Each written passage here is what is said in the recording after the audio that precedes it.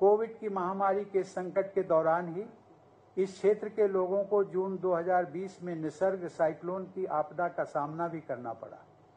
मुझे ये जानकर प्रसन्नता हुई कि Dalit Indian chamber of commerce and industry यानी डिक्की द्वारा निसर्ग साइक्लोन के बाद यहाँ के सभी परिवारों के लिए राहत के कार्य करने के साथ साथ इस गांव को आत्मनिर्भर बनाने की भी पहल की गई। इस प्रयास में डिक्की के साथ खादी ग्रामोद्योग निगम, डॉक्टर बाबा साहब आम्बेडकर टेक्निकल यूनिवर्सिटी तथा बैंक ऑफ बड़ौदा की भागीदारी भी है।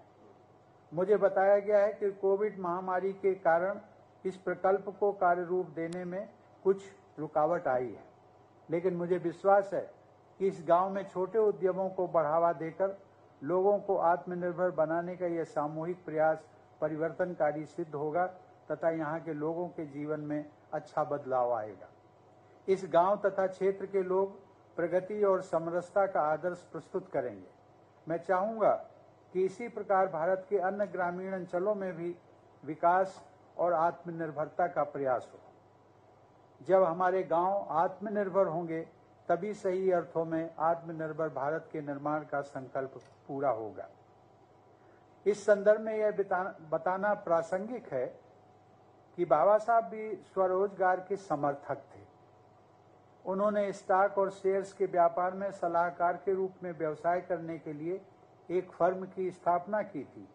CPWD के टेंडरों में वंचित लोगों की हिस्सेदारी की मांग करते हुए उन्होंने सन 1942 में वाइसराय लिनलियोथगो को ज्ञापन दिया था।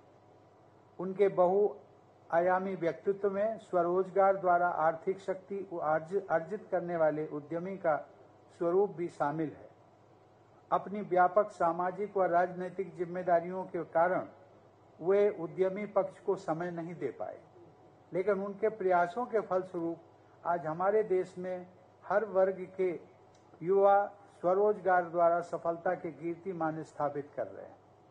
वंचित वर्ग से निकले सफल उद्यमियों की प्रेरणादायक कहानियों की दलित मिलीनियर्स जैसी पुस्तकें प्रकाशित और लोकप्रिय हुई हैं।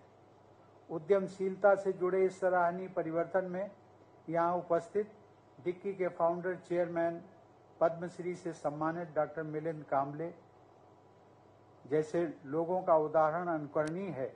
ऐसे उद्यमियों की उपलब्धियां बाबा साहब के बहुआयामी योगदान का एक महत्वपूर्ण पहलू है।